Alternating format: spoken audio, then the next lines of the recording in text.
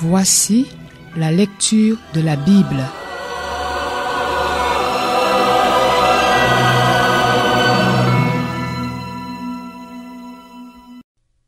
Actes des Apôtres, chapitre 25. 3 jours après son arrivée dans la province, Festus monta de Césarée à Jérusalem. Les chefs des prêtres et les personnalités juives portèrent plainte contre Paul devant lui. Ils lui demandèrent avec insistance la faveur de le faire venir à Jérusalem. Ils préparaient un guet-apens pour le tuer en chemin. Festus répondit alors que Paul était gardé à Césarée et que lui-même devait bientôt repartir. « Que ceux parmi vous qui sont compétents descendent avec moi, dit-il, et si cet homme a commis une faute, qu'il l'accuse. » Festus ne passa que 8 à 10 jours parmi eux, puis il redescendit à Césarée. Le lendemain, il prit place au tribunal et donna l'ordre d'amener Paul. Quand celui-ci fut arrivé, les Juifs venus de Jérusalem l'entourèrent et portèrent contre lui de nombreuses et graves accusations qu'il n'était pas en mesure de prouver. Paul présenta sa défense en disant « Je n'ai commis aucune faute, ni contre la loi des Juifs, ni contre le temple, ni contre l'empereur. » Dans le désir de plaire aux Juifs, Festus répondit à Paul « Acceptes-tu de monter à Jérusalem pour y être jugé sur cette affaire en ma présence ?» Paul dit « C'est devant le tribunal de l'empereur que je comparais, et c'est là que je dois être jugé. Je n'ai fait aucun tort aux Juifs, comme tu le sais très bien. Si j'ai commis une injustice ou un crime digne de mort, je ne refuse pas de mourir, mais si leurs accusations contre moi sont fausses, personne n'a le droit de me livrer à eux. J'en appelle à l'empereur. » Alors Festus répondit, après délibération avec le conseil, « Tu en as appelé à l'empereur, tu iras devant l'empereur. » Quelques jours plus tard, le roi Agrippa et Bérénice arrivèrent à Césarée pour saluer Festus. Comme il passait là plusieurs jours, Festus exposa le cas de Paul au roi et dit « Il y a ici un homme que Félix a laissé en prison. Lorsque j'étais à Jérusalem, les chefs des prêtres et les anciens des Juifs ont porté plainte contre lui en demandant sa condamnation. Je leur ai répondu que ce n'est pas la coutume des Romains de livrer un homme à la mort avant que l'accusé n'ait été confronté avec ses accusateurs et qu'il n'ait eu l'occasion de se défendre contre leurs accusations. Ils sont donc venus ici et, sans plus attendre, j'ai siégé le lendemain au tribunal en donnant l'ordre d'amener cet homme. Les accusateurs se sont alors présentés, mais ils ne l'ont chargé d'aucun des délits que je supposais. Ils avaient avec lui des discussions relatives à leur religion particulière et à un certain Jésus qui est mort et que Paul affirmait être vivant. Ne sachant quel parti prendre dans ce débat, je lui ai demandé s'il voulait aller à Jérusalem pour y être jugé sur cette affaire, mais Paul a fait appel pour que sa cause soit portée à la connaissance d'Auguste. J'ai donc donné l'ordre de le garder jusqu'à ce que je l'envoie à l'empereur. Agrippa dit à Festus, « Je voudrais entendre moi-même cet homme. »« Demain tu l'entendras, » répondit-il. Le lendemain donc, Agrippa et Bérénice vinrent en grande pompe et entrèrent dans la salle d'audience avec les commandants romains et les hommes importants de la ville. Sur l'ordre de Festus, Paul fut amené. Alors Festus dit, « Roi Agrippa, et vous tous qui êtes présents avec nous, vous voyez cet homme au sujet duquel toute la foule des Juifs s'est adressée à moi, tant à Jérusalem qu'ici, en criant qu'il ne devait plus vivre. Or, pour ma part, j'ai constaté qu'il n'a rien fait qui mérite la mort. Mais comme il en a appelé lui-même à Auguste, j'ai décidé de le faire partir. Cependant, je n'ai rien de précis à écrire à l'empereur sur son compte. C'est pourquoi je l'ai fait comparaître devant vous et surtout devant toi, roi Agrippa, afin d'avoir quelque chose à écrire après cet interrogatoire. En effet, il me semble absurde d'envoyer un prisonnier sans indiquer de quoi on l'accuse. »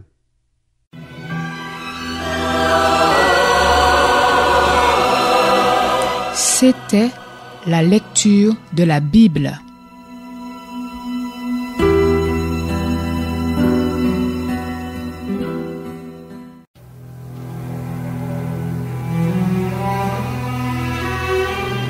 Voici la lecture de la Bible.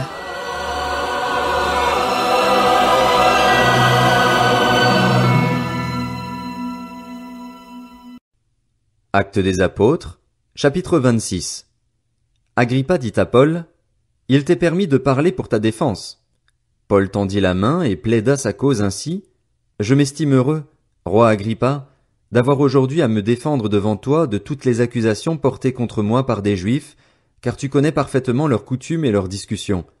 Je te prie donc de m'écouter avec patience.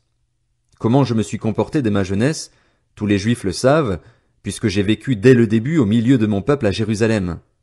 Me connaissant depuis longtemps, ils savent, s'ils veulent bien en témoigner, que j'ai vécu en pharisien, selon le parti le plus strict de notre religion. Et maintenant je suis traduit en justice parce que j'espère en la promesse que Dieu a faite à nos ancêtres. Cette promesse, nos 12 tribus espèrent en obtenir l'accomplissement en rendant nuit et jour avec ardeur un culte à Dieu. Et c'est à cause de cette espérance, roi, que je suis accusé par des Juifs. Pourquoi donc vous semble-t-il incroyable que Dieu ressuscite des morts? Pour ma part, j'avais cru devoir agir vigoureusement contre le nom de Jésus de Nazareth. C'est ce que j'ai fait à Jérusalem. J'ai jeté en prison beaucoup de chrétiens, car j'en avais reçu le pouvoir des chefs des prêtres, et quand on les condamnait à mort, je votais contre eux. Dans toutes les synagogues, je les ai souvent fait punir et je les forçais à blasphémer. Dans l'excès de ma fureur contre eux, je les ai même persuadés jusque dans les villes étrangères. C'est ainsi que je me suis rendu à Damas avec les pleins pouvoirs et un mandat des chefs des prêtres. Vers le milieu du jour, roi, alors que j'étais en chemin, j'ai vu resplendir autour de moi et de mes compagnons de route une lumière venant du ciel, plus éblouissante que le soleil. Nous sommes tous tombés par terre et j'ai entendu une voix qui me disait en langue hébraïque, « Saul, Saul, pourquoi me persécutes-tu? Il te serait dur de te rebeller contre les aiguillons. » J'ai répondu, « Qui es-tu, Seigneur? » Et le Seigneur a dit, « Je suis Jésus, celui que tu persécutes. Mais lève-toi et tiens-toi debout, car je te suis apparu pour faire de toi le serviteur et le témoin de ce que tu as vu et de ce que je te montrerai. Je t'ai choisi du milieu de ce peuple et des non-juifs, vers qui je t'envoie. Je t'envoie leur ouvrir les yeux pour qu'ils passent des ténèbres à la lumière et de la puissance de Satan à Dieu, pour qu'ils reçoivent, par la foi en moi, le pardon des péchés et une part d'héritage avec les saints. C'est pourquoi, roi Agrippa, je n'ai pas résisté à la vision céleste. Aux habitants de Damas d'abord, puis à ceux de Jérusalem, dans toute la Judée et aux non-juifs, j'ai annoncé qu'ils devaient se repentir et se tourner vers Dieu en adoptant une manière d'agir qui confirme leur changement d'attitude. Voilà pourquoi les Juifs m'ont arrêté dans le temple et ont essayé de me tuer. Mais, grâce à l'aide de Dieu, j'ai continué jusqu'à aujourd'hui de rendre témoignage devant les petits et les grands. Je ne dis rien d'autre que ce que les prophètes et Moïse ont déclaré devoir arriver, que le Messie souffrirait, qu'il serait le premier à ressusciter et qu'il annoncerait la lumière au peuple juif et aux non-juifs. Alors qu'il parlait ainsi pour sa défense, Festus dit à haute voix, « Tu es fou, Paul. Ton grand savoir te fait déraisonner. » « Je ne suis pas fou, très excellent Festus, » répliqua Paul. « Ce sont au contraire des paroles de vérité et de bon sens que je prononce.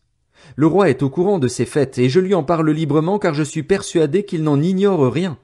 En effet, ce n'est pas en cachette que cela s'est passé.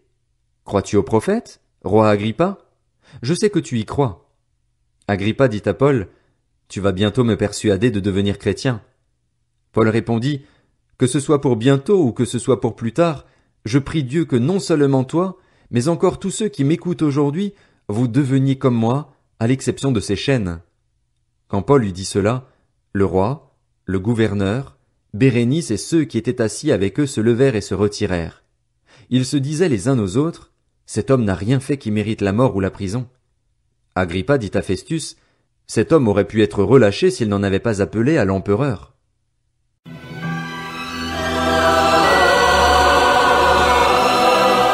C'était la lecture de la Bible.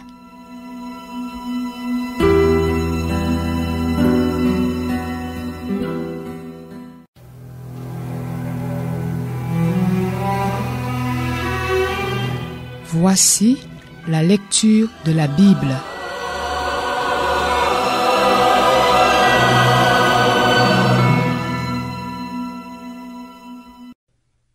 Actes des apôtres, chapitre 27. Quand notre embarquement pour l'Italie a été décidé, on a confié Paul et quelques autres prisonniers à un dénommé Julius, officier de la cohorte impériale. Nous sommes montés sur un bateau d'Adramite et qui devait faire voile vers les côtes de l'Asie et nous sommes partis. Aristarque, un Macédonien de Thessalonique, était avec nous. Le jour suivant, nous avons abordé à Sidon. Julius, qui traitait Paul avec bienveillance, lui a permis d'aller chez ses amis et de recevoir leurs soins. Partis de là, nous avons longé l'île de Chypre parce que les vents étaient contraires. Après avoir traversé la mer qui baigne la Cilicie et la Pamphylie, nous sommes arrivés à Myra en Lycie. Là, Ayant trouvé un bateau d'Alexandrie qui allait en Italie, l'officier nous y a fait monter. Pendant plusieurs jours, nous avons navigué lentement, et ce n'est pas sans difficulté que nous sommes parvenus à la hauteur de Cnide, où le vent ne nous a pas permis d'aborder. Nous avons alors doublé le cap Salmoné pour passer au sud de la Crète. Nous avons longé l'île avec peine et sommes arrivés à un endroit appelé Beauport, près de la ville de Lazée. Un temps assez long s'était écoulé et la navigation devenait dangereuse, car l'époque même du jeûne était déjà passée. C'est pourquoi Paul a donné cet avertissement. Mes amis, je vois que la navigation ne se fera pas sans dommage et qu'il y aura beaucoup de pertes, non seulement pour la cargaison et pour le bateau, mais encore pour nous-mêmes. Mais l'officier se fiait plus au capitaine et au patron du bateau qu'aux paroles de Paul. Comme le port n'était pas approprié pour hiverner, la plupart ont été d'avis de le quitter pour essayer d'atteindre Phénix, un port de Crète orienté vers le sud-ouest et le nord-ouest, afin d'y passer l'hiver. Un léger vent du sud s'est mis à souffler et, se croyant maîtres de leur projet, ils ont levé l'ancre et ont longé de près l'île de Crète. Mais bientôt un vent violent, qu'on appelle Eurachylon, s'est déchaîné. Le bateau a été entraîné sans pouvoir résister au vent et nous nous sommes laissés emporter à la dérive. Alors que nous passions au sud d'une petite île appelée Coda, nous avons eu beaucoup de peine à nous rendre maîtres du canot de sauvetage. Après l'avoir hissé à bord, ils ont utilisé les cordages de secours pour ceinturer le bateau. Dans la crainte d'échouer sur la Syrte, ils ont abaissé les voiles, et c'est ainsi qu'ils se sont laissés emporter par le vent. Comme nous étions violemment battus par la tempête, le lendemain ils ont jeté la cargaison à la mer, et le troisième jour ils ont jeté de leurs propres mains les agrès du bateau. Le soleil et les étoiles ne nous sont pas apparus pendant plusieurs jours et la tempête a été si forte que, finalement, nous avions perdu tout espoir d'être sauvés. On n'avait pas mangé depuis longtemps. Alors Paul, debout au milieu d'eux, leur a dit « Mes amis, il aurait fallu m'écouter et ne pas quitter la Crète, afin d'éviter ces dommages et ces pertes. Mais maintenant, je vous invite à prendre courage, car aucun de vous ne perdra la vie. Seul le bateau sera perdu. En effet, un ange du Dieu auquel j'appartiens et que je sers m'est apparu cette nuit et m'a dit « Paul, n'aie pas peur. Il faut que tu comparaisses devant l'empereur, et voici que Dieu t'accorde la vie de tous ceux qui naviguent avec toi. C'est pourquoi, mes amis, prenez courage. J'ai confiance en Dieu. Tout se passera comme cela m'a été dit. Nous devons toutefois échouer sur une île. » La 14e nuit, vers le milieu de la nuit, alors que nous étions ballottés sur l'Adriatique, les marins ont supposé que l'on approchait d'une terre. Ils ont jeté la sonde et trouvé 36 mètres de profondeur. Un peu plus loin, ils l'ont de nouveau jetée et ont trouvé 27 mètres. Dans la crainte d'échouer sur des récifs, ils ont jeté 4 ancres à l'arrière du bateau et attendu le jour avec impatience.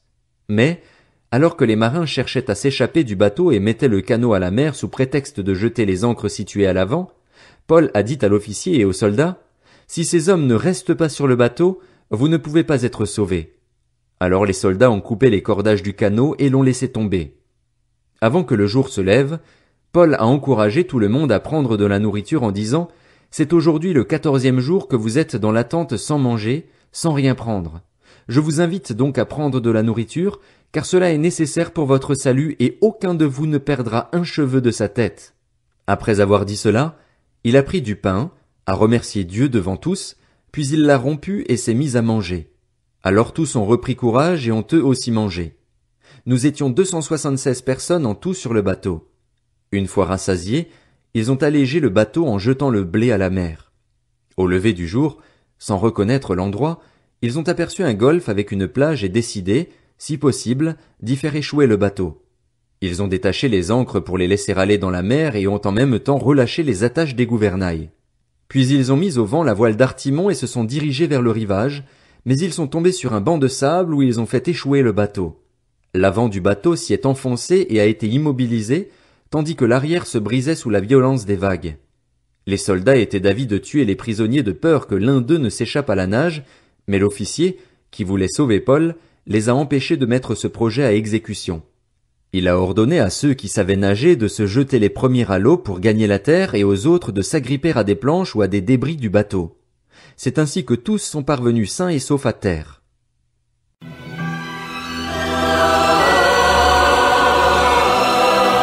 C'était la lecture de la Bible.